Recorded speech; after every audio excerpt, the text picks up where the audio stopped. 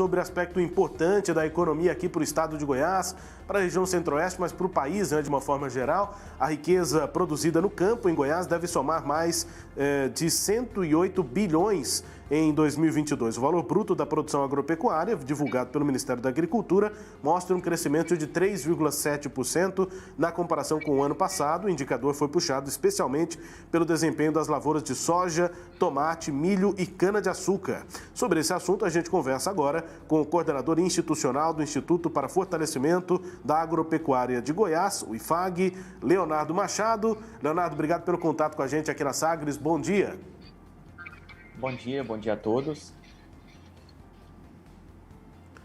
Prazer ter você com a gente aqui, Leonardo. Começar falando sobre quais são os destaques e por que a produção agropecuária está sendo puxada para cima. É um momento de retomada da economia em tantos setores, né, que ainda amargam complicações, mas o setor agropecuário continuou crescendo mesmo durante a pandemia. O que está puxando para cima a produção aqui em Goiás e no Brasil? Bom, destacando um pouco Goiás, a gente, como você bem colocou, a questão da soja, né? O estado de Goiás ultrapassou aí os 16 milhões de toneladas de soja nessa safra, o que puxou muito essa questão do VBP.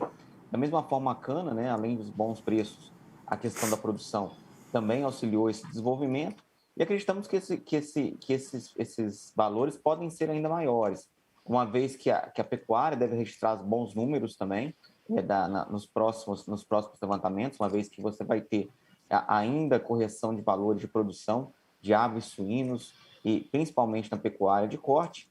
Então, tudo isso indica bons resultados. E não podemos deixar de considerar também a recuperação produtiva do milho.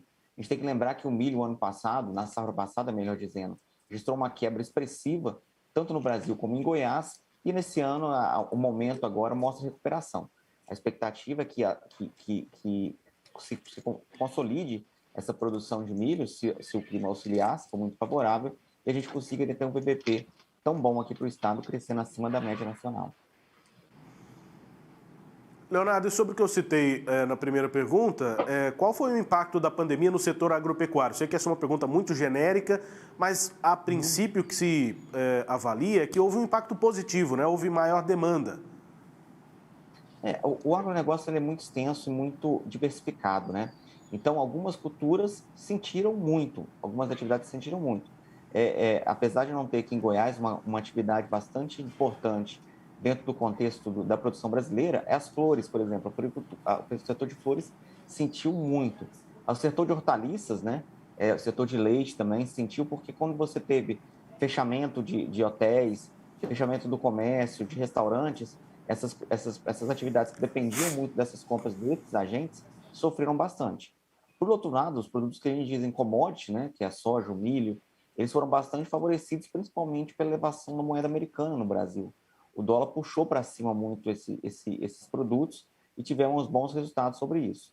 E aí a gente sempre fala, né, que o mais importante é que o setor produtivo rural não parou, é um setor estratégico da sociedade, uma vez que fornece a questão de alimentação, fornece toda a questão de subsídio para a sociedade, mesmo na pandemia, esse setor como um todo, né, transporte e processamento, ele continua ativo mesmo com alguns processos de restrição.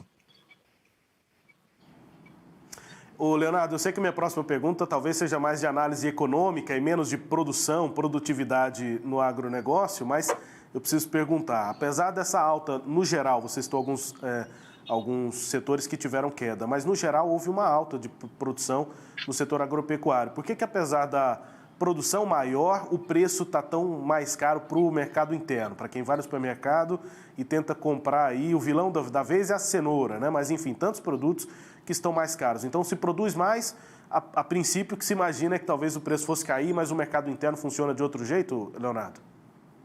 Importante essa pergunta só para a gente esclarecer que muitos desses produtos, quando a gente fala soja, milho, as commodities de forma geral, ela tem sua precificação em bolsas internacionais.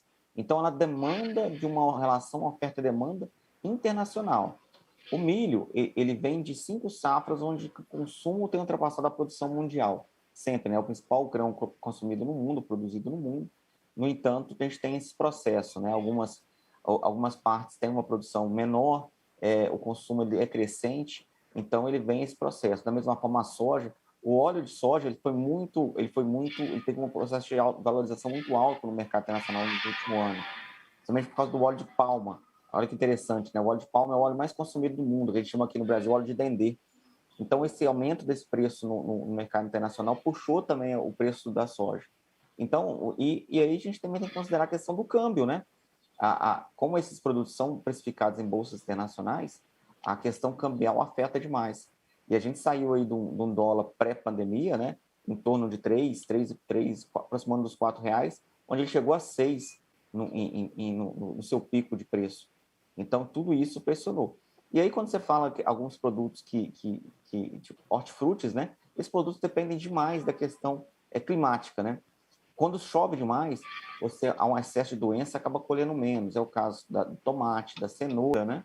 E isso fez com que esses preços, com uma oferta menor, tenham buscado uma precificação maior.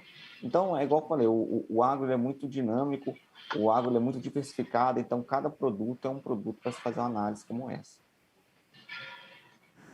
É possível, Leonardo, ter mecanismos para amortecer esse impacto, principalmente dos produtos que têm cotação internacional, né, para amortecer esse impacto do preço para o consumidor interno, ao mesmo tempo mantendo a sobrevivência do produtor, mas também não pesando tanto no bolso do consumidor? Esses mecanismos já existem, estocagem, enfim, não foram suficientes nesse caso, ou eles realmente poderiam ser ampliados para tentar amortecer mais essas variações para o consumidor interno?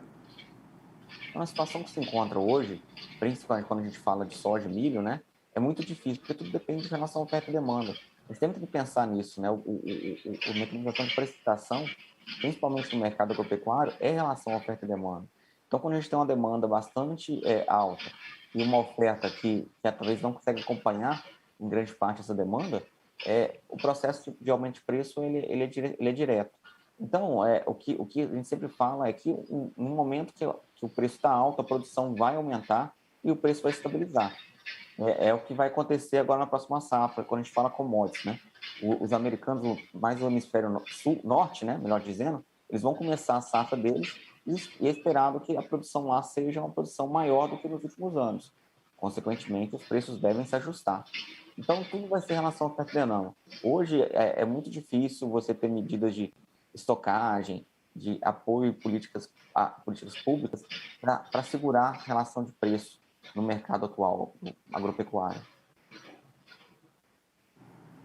Leonardo Machado conversando com a gente sobre, portanto, a produção, né, produtividade, inclusive, agropecuária aqui em Goiás, um crescimento de 3,7%. O Leonardo, que é coordenador institucional do Instituto para Fortalecimento da Agropecuária de Goiás, o IFAG. E aí eu vou acionar minha parceira aqui, Cileide Alves, Leonardo, com quem você já conversou, inclusive, nesta semana, mas também para outra conversa sobre o setor agropecuário aqui no estado e no Brasil. Cileide, o Leonardo também com a gente aqui no Sinal Aberto. Bom dia, Leonardo. Obrigada de novo, né, pela conversa. Bom, as feiras agropecuárias, elas elas voltaram a partir de 2 anos de pandemia. O que representou a paralisação dessas feiras e o que representará agora o retorno delas? Primeiro, prazer falar novamente com você, né, Cileide? A gente está tratando de assuntos tão importantes. Começa a movimentação de novo do importante setor de venda de máquinas agropecuárias, venda de insumos, né? A gente percebeu agora a volta do Tecnoshow comigo, onde que houve mais uma quebra de recorde de valor. Lógico que o câmbio interferiu muito nisso, a gente não pode deixar de considerar. Mas, novamente, é onde o produtor busca, conhece e adquire novas tecnologias. Então, essas feiras são importantes para isso. Para o produtor se preparar, para o produtor se tecnificar ainda mais para buscar novas produções, novas produtividades. Então, essas feiras são importantes para isso. Conhecimento, tecnologia, em busca de novas produtividades. Agora, a gente está na expectativa da AgriShow, né, em Ribeirão Preto, tem a Feira de Brasília, né, Agro Brasília. Então, todas essas são feiras que são importantes para a busca e aprimoramento de tecnologia para o produtor. Os produtores, especialmente de proteína animal, né, de um modo geral, eles estão reclamando muito do aumento do custo da produção, tanto para a produção de leite, de ovos, frangos. esses produtos, eles tendem a ficar caros por conta, especialmente, da questão do preço do milho e da soja? O que a gente observa é o seguinte, né? Todas as atividades agropecuárias, de forma geral, elas tiveram um aumento no seu custo de produção. A soja, o milho, culturas agrícolas, né, tiveram elevação no preço de fertilizantes, defensivos, de sementes, e aumentaram seu custo de produção. Porém, o preço ele foi compensatório, mesmo com esse aumento ainda de produção. O que acontece na atividade pecuária, principalmente na suinocultura, não é isso que a gente observa, né? A gente teve aumento de custo de produção, porque aumentou milho, aumentou soja, e o preço desses produtos não acompanharam essa elevação. Deixaram a situação algumas atividades pecuárias em um processo bastante margem reduzida. E aí, o que a gente observa? Em situação de margem reduzida, a expectativa é que a gente tenha uma queda aí na produção. Lógico que não é de um dia para o outro, né? Depende muito, para que a gente possa estabilizar, ter melhoria de preços de algumas carnes que estão com preços mais reduzidos, para que a gente possa estabilizar uma certa relação oferta-demanda compensatória para consumidor e produtor. Então, o que a gente observa é isso. Uma possível melhoria no preço para o produtor nessas proteínas animais, e agora, um processo que a gente está vendo recentemente, soja e milho tendo uma redução também no valor do seu preço, pode favorecer essa produção. Então, a expectativa nossa, né, é a melhor para que uma recuperação, principalmente na rentabilidade do pecuarista.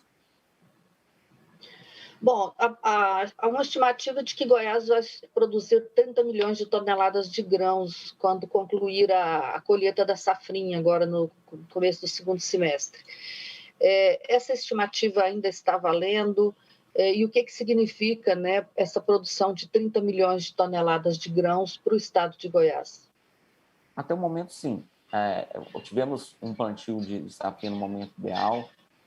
Tem ocorrido chuvas, apesar de ser chuvas, poucos volumes de chuvas, mas tem ocorrido, tem favorecido a questão da produção. Porém, vai depender daqui para frente, né? A gente sabe que ainda dependemos de chuvas no final agora de abril, no mês de maio, para que a gente possa colher uma boa safra. Então, se correr tudo certo, se tivermos bons volumes de chuvas, podemos sim ter uma produção, quem sabe até alcançando aí 31 milhões de toneladas. Então, podemos esperar isso sim. E o que representa isso? Com a quebra no sul do país, né, principalmente no Rio Grande do Sul e Paraná, que são dois importantes produtores de grãos brasileiros, Goiás galgou aí a terceira colocação como estado maior produtor de grãos, né, atrás do Mato Grosso e atrás do Paraná ainda. Ultrapassamos o Rio Grande do Sul. Como produção de soja, fomos o segundo. Ultrapassamos o Paraná e o Rio Grande do Sul também. Então, toda essa produção fez com que o estado de Goiás, que não teve até o momento problemas climáticos, conseguisse galgar produções no ranking de estados bastante produtores dessas commodities. Rubens? Leonardo, e aí para finalizar, queria perguntar sobre os avanços tecnológicos no setor, né? Porque para várias culturas, enfim, o Brasil tem, além de batido recordes na sua própria produção, mas tem também avançado muito na produtividade na mesma área, né? Na mesma área plantada, em comparação com outros países. O que é que está sendo fundamental para isso? Por que o Brasil tem muito a avançar ainda, mas o que me parece, e eu não estou diretamente envolvido com o setor, por isso te pergunto, o que me parece é que o Brasil tem avançado muito nesse sentido de produzir cada vez mais na mesma área. Perfeito, perfeito. Essa é uma segunda onda tecnológica que a gente chama, né? A primeira onda tecnológica que elevou as produções agrícolas de forma expressiva, né, em todo o mundo, desde a década de 60 até hoje, né? A gente teve processos de elevação abrupta de produtividade por causa de tecnologia. E agora, qual que é a segunda onda que a gente fala dessa revolução tecnológica? É o aproveitamento da área. Goiás é um exemplo claro disso. Se pegarmos há 10 anos atrás, né, Goiás não produzia metade do que produz hoje. Por quê? Por que ele avançou tanto? Além de crescer em produtividade, a gente conseguiu aproveitar melhor a área do milho, plantando em sucessão à soja. Então, o milho hoje ele é plantado na mesma área da soja. O produtor colhe a soja e planta o milho. Então, esse é um aproveitamento de área, um aproveitamento melhor do espaço para aumentar a produção e, consequentemente, a produtividade. E ainda tem produtores que, após o milho ainda, eles fazem um cultivo de forrageiras, de capim, para ainda colocar uma produção pecuária nesse espaço. Então, a gente tem cada vez mais aproveitado. é o que a gente chama de uma segunda onda da Revolução Verde. Melhor aproveitamento de área. A pecuária passa por esse processo também. Se anteriormente se utilizava em torno de 0,7, 0,6 unidade animal por hectare, ou seja, podemos falar assim, 0,6 cabeças de gado por hectare, hoje a gente já passa para 1. Então, a gente tem crescido no aproveitamento também da melhor área de pastagem. Então, esse é um processo tecnológico que tem avançado e tem crescido principalmente no Brasil. Sem deixar de considerar a irrigação, né? A irrigação também favorece esse processo e Goiás é um importante estado quando se trata de irrigação.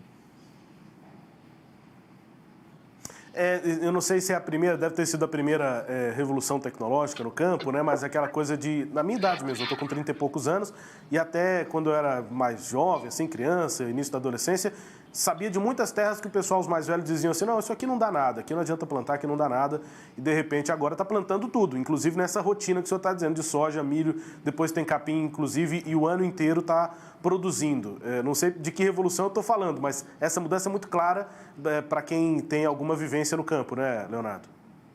É isso mesmo, você está coberto de razão. O avanço tecnológico permitiu cultivos em áreas que a gente considerava terras de baixa fertilidade, né? Que são as áreas de cerrado. As de cerrado sempre foram consideradas áreas de baixa fertilidade. E aí o avanço tecnológico permitiu uma melhor nutrição, correção desse solo. Quando a gente fala correção, os solos do cerrado são solos ácidos, onde você não tem uma boa produtividade de plantas.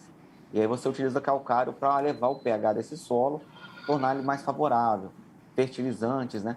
Então, são revoluções que ocorreram lá atrás, permitindo um avanço da soja para toda a região centro-norte.